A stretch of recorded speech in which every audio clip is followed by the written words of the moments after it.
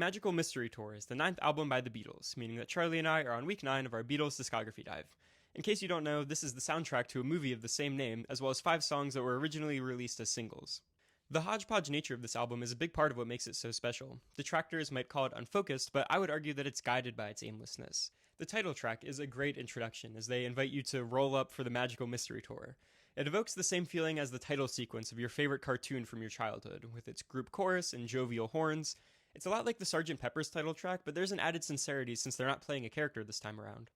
I know people are going to disagree with me on this, but Full on the Hill and Your Mother Should Know are my 2 least favorite songs. Neither of them are horrible, they certainly have the whimsy of other great McCartney tracks, but I just feel like they both lack something. Full on the Hill is calm and tranquil, but also kind of dull for that reason. I know people really like the flute, but I don't know, just doesn't do much for me. But I can't deny how good the lyrics are.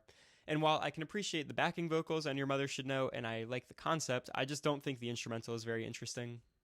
And then the last song from the film is I Am the Walrus, which features some gravelly vocals from John Lennon. The lyrics are complete nonsense, but it's a blast in spite of that, or maybe because of it. I love the fast verses. It almost sounds like he's like rapping, which is interesting, and the outro is excellent as well. It sounds like 2 radio stations colliding with each other. The production on just this whole album is astounding. There's so much texture and detail, and it just floors me every time I hear it. It's hard to believe this was made in the 60s, but I mean, that's the Beatles. Now, it's time to talk about the second half, which, although it's just a collection of singles, it's perhaps the greatest 5-track run on any Beatles album. Paul's Hello Goodbye kicks it off, and in typical Paul fashion, the strings are seamlessly incorporated to create a song that feels bright and hopeful, in spite of its restless lyrics. I adore the group chant at the end as well. It just feels so healing and pure.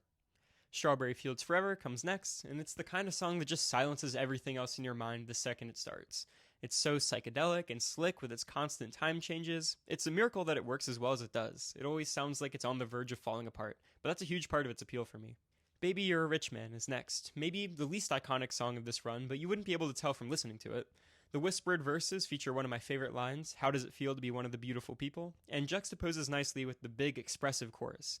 And finally, the album concludes with my favorite Beatles song ever, All You Need Is Love. Lyrically, doesn't get any simpler than this. The title tells you everything you need to know, but its unambiguousness feels incredibly powerful to me. It's the kind of song that just makes you want to close your eyes and smile and sway your head back and forth. It's a synthesis of every positive sound in the universe. The horns, the backing vocals, the piano are all perfect. It's just the most healing song ever made, and it encapsulates the whole record really well. Even though parts of Magical Mystery Tour are crazy and experimental, it's just so honest. It sounds like an album made by people who really believe in what they're doing. And it comes across as confidence, sure, but more importantly, it comes across as earnestness.